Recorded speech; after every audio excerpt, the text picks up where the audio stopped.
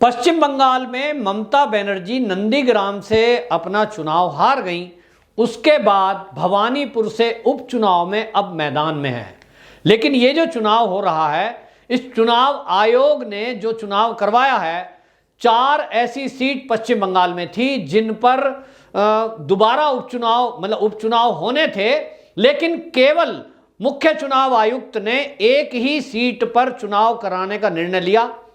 इस पर Calcutta high court में केस पहुंचा और कलकत्ता हाई कोर्ट ने बाकायदा सुनवाई करते हुए यह फटकार लगाई है मुख्य चुनाव आयुक्त को, बाकायदा इसके लिए जवाब तलब किया है और अगली तारीख में जवाब देना है कि आप ये बताइए कि जब 4 सीटों पर उपचुनाव होना था तो इस एक सीट पर पहले क्यों कराया गया, ऐसी क्या जल्दी थी। दूसरी बात, एक जो खंडपीठ थी कलकत्ता हाई कोर्ट की, जिसमें आपको बताएं जो मुख्य कार्यकारी न्यायाधीश राजेश बिंदल और न्यायमूर्ति राजश्री भारद्वाज, ये 2 जजों की खंडपीठ ने बाकायदा ये कहा कि आप ये बताइए कि जो मुख्य चुनाव आयुक्त को एक पत्र लिखा गया और वो लिखा पश्चिम बंगाल के मुख्य सचिव ने, तो उसने चुनाव आयुक्त को ये लिखते हुए उसमें लिखा कि यदि भवानीपुर सीट पर उपचुनाव नहीं हुआ तो संवैधानिक संकट पैदा हो सकता है।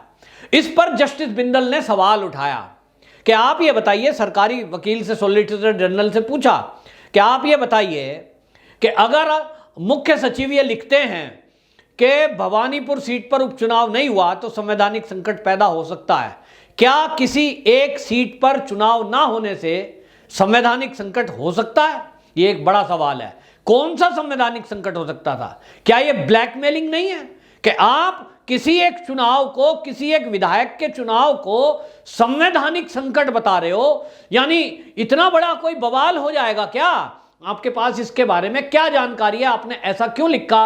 और कोर्ट ने बाकायदा अगली तारीख देते हुए यह कहा कि मुख्य सचिव ने यह जो लिखा है ये किस बिना पर लिखा, इसका हमें उत्तर चाहिए कि इनके पास क्या ऐसा स्रोत था, क्यों ऐसा किया गया, क्यों एक ही सीट पर उपचुनाव हुआ। निश्चित रूप से जो कलकत्ता हाई कोर्ट में असल में मामला है, तो लेकिन जो कानून के जानकार हैं उनका कहना है कि ऐसा भी हो सकता है कि ये उपचुनाव जो हो रहा है भवानीपुर सीट पर, जहां ममता बनर्जी का, मुख्यमंत्री का भविष्य टिका है, क्योंकि अगर चुनाव इस महीने नहीं हुआ, अगले 1 महीने तक, तो ममता बनर्जी को बाकायदा मुख्यमंत्री पद से हटना पड़ेगा, क्योंकि 6 महीने के अंदर अंदर चुनाव होना बड़ा जरूरी है। और दूसरी बात, जस्टिस बिंदल ने एक और सवाल उठाया। उन्होंने कहा कि ये चुनाव हुए, उसके बाद एक विधायक जीत गया और उसने इस्तीफा दे दिया, उसके बाद ये सीट खाली हुई। ये जो ट्रेंड चल रहा है, इस ट्रेंड में उन्होंने कहा कि देश का करोड़ों रुपए, लोगों के टैक्स का पैसा खर्च होता है एक चुनाव में, और वो जो करोड़ों रुपए चुनाव होते हैं, चुनकर आ गया, उसके बाद बिना कारण इस्तीफा दे दिया। किसी की मृत्यु हो जाए, कोई बीमार हो जाए, कोई दल बदल कर ले, ये तो समझ में आता है, लेकिन आप केवल किसी को मुख्यमंत्री बनाने के लिए चापलूसी में, चाटुकारिता में वो सीट खाली कर दें, इस पर बाकायदा कलकत्ता हाई कोर्ट की खंडपीठ ने सवाल उठाया है। और यह बड़ा महत्वपूर्ण सवाल है। हमने ये देखा है कि पूरे देश में, चाहे लोकसभा के चुनाव हो, चाहे जो है ये विधानसभा के चुनाव, ऐसा अक्सर देखा गया है कि जो बड़े बड़े लीडर हैं, पार्टी के बड़े बड़े चेहरे होते हैं, उन लोगों के लिए 2 सीट खाली कर दी जाती हैं, 2-2 सीटों से चुनाव लड़ते हैं, एक से हार गए, दूसरे से जीत गए, तो भी वो लीडर बने हुए हैं। और इस तरह से कभी कभी उनके लिए कोई चेला उनका वो खाली कर देगा सीट, वहां से जीत के आ जाएंगे। अब देश के टैक्स पेयर का जो करोड़ों रुपया खर्च होता है, ये क्यों हो? ये नेताओं ने इस कानून को अपने हिसाब से मजाक बना रखा है। चुनाव आयोग जो है वो चुनाव कराने वाली संस्था है, लेकिन उसका दुरुपयोग अपने हिसाब से करते हैं। एक आदमी के लिए कोई कानून ही नहीं है। अरे भाई, एक आदमी अगर कहीं नौकरी पे अप्लाई करता है, नौकरी के लिए अप्लाई करता है, अपनी जेब से फॉर्म भरता है, अपनी जेब से सारा एग्जाम का खर्चा वो उठाता है, कहीं नौकरी के लिए गया, ज्वाइन कर ली, अगर वो वहां से इस्तीफा दे रहा है, उसको दूसरा अवसर कहीं मिल रहा है तो इस्तीफा देके जाता है। लेकिन यहां नेताओं के लिए करोड़ों रुपए खर्च होते हैं, और इसमें इन पार्टियों का कितना पैसा वसूल लिया जाता है? कोई नहीं। मामूली सा नॉमिनेशन फॉर्म के टाइम में पैसे खर्च होते हैं, जो नेताओं के एक उंगली का मैल है। अब ये व्यवस्था पर भी सवाल जस्टिस बिंदल की खंडपीठ ने उठाया है, जो कि बड़ा महत्वपूर्ण है। लेकिन यहां एक बात महत्वपूर्ण और है कि किस तरह से राज्य के मुख्य सचिव जब बन जाते हैं तो वो कभी कभी, ये हमेशा नहीं है, हर राज्य में नहीं है, लेकिन कभी कभी किसी राज्य में वो मुख्यमंत्री के कार्यकर्ता के तौर पर काम करने लगते हैं। वो भूल जाते हैं कि तुम एक आईएएस अधिकारी हो, तुम केंद्र के अधीन हो, तुमको वो काम करना है जो कानून के दायरे में हो, और तुमको केंद्र के अधीन रहकर केंद्र और राज्य के बीच का पूल का काम करना है, ना कि आप किसी मुख्यमंत्री के बंधुआ मजदूर हो। आप टैक्स पेयर का पैसे से सैलरी पाते हो, कोई मुख्यमंत्री आपको अपनी जेब से तनख्वाह नहीं देती। और यह उदाहरण हमने पश्चिम बंगाल में ही देखा कि इनके पहले मुख्यमंत्री के जो मुख्य सचिव थे अल्पन बंदोपाध्याय, वो किस तरह से केंद्र से अड़ गए। अगर ममता बनर्जी ने कह दिया कि आपको नहीं जाना, ट्रांसफर कर रहा है केंद्र, मैं आपको रिलीज नहीं कर रही, तो गया ही नहीं। और ममता बनर्जी कह रही है मेरे मुख्य सलाहकार बन जाओ, ज्वाइन कर लिया। मतलब अपने हिसाब से जिंदगी तुम ऐश में काटोगे। एक आईएएस अधिकारी को कितनी सुविधाएं केंद्र की तरफ से मिलती है, सरकार की तरफ से मिलती है, वो सब हमारे जैसे टैक्स पेयर के पैसे से है।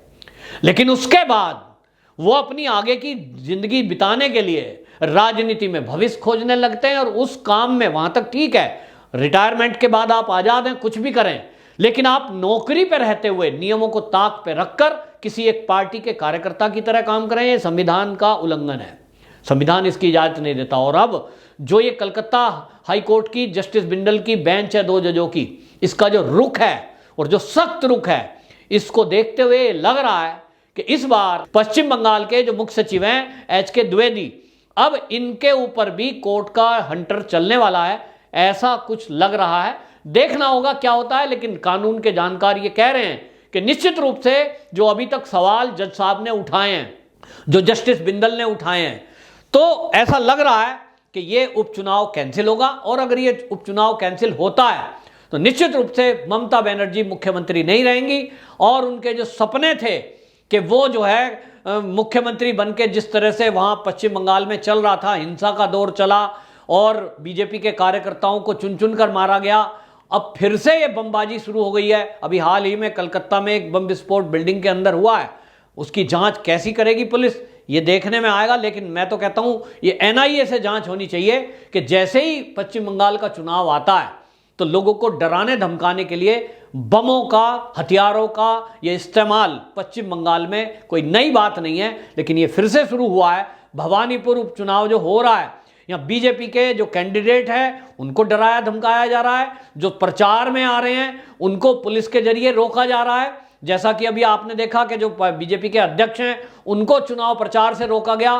तरह तरह के बहाने बनाए जा रहे हैं। ये देखने में आ रहा है कि जो पश्चिम बंगाल की पुलिस है वो टीएमसी के कार्यकर्ताओं की तरह रोल निभा रही है, वैसा व्यवहार कर रही है। उनको जबकि न्यूट्रल होना चाहिए और उनको ये देखना चाहिए कि आप एक नौकर हो राज्य की, मुख्यमंत्री के नहीं, सरकार के, और सरकार वो है जो आप और हम आम बंद की हैं। उनको निष्पक्ष होकर के चुनाव करवाना चाहिए, वो उनकी जिम्मेदारी है। लेकिन पश्चिम बंगाल में देखने में आया, जो पिछले आम चुनाव हुए थे उसमें भी, कि पुलिस ने बाकायदा कार्यकर्ताओं की तरह टीएमसी के काम किया, जिसके कारण लोग अपने घरों से वोट देने तक नहीं निकले। वोट प्रतिशत कहीं कहीं 50% तक रह गया, यानी 50% लोग घरों से नहीं निकले। उनको भय था कि यदि वो वोट देने के लिए निकलेंगे तो टीएमसी के गुंडे कहीं ना कहीं उनको पकड़ लेंगे, उनके साथ हिंसा करेंगे। और चुनाव के बाद ये हुआ, खुलकर हुआ। तो भवानीपुर सीट पर कैसे उम्मीद की जा सकती है कि लोग खुलकर वोट डालेंगे? और जब निष्पक्ष चुनाव होगा ही नहीं तो चुनाव का मतलब क्या है?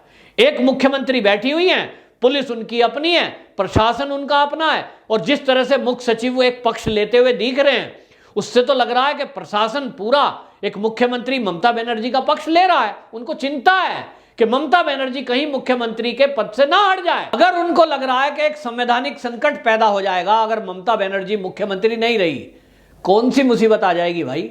इतने राज्य हैं भारत में, यदि एक राज्य की मुख्यमंत्री ममता बनर्जी नहीं रहेगी तो क्या इससे देश में संकट पैदा हो जाएगा?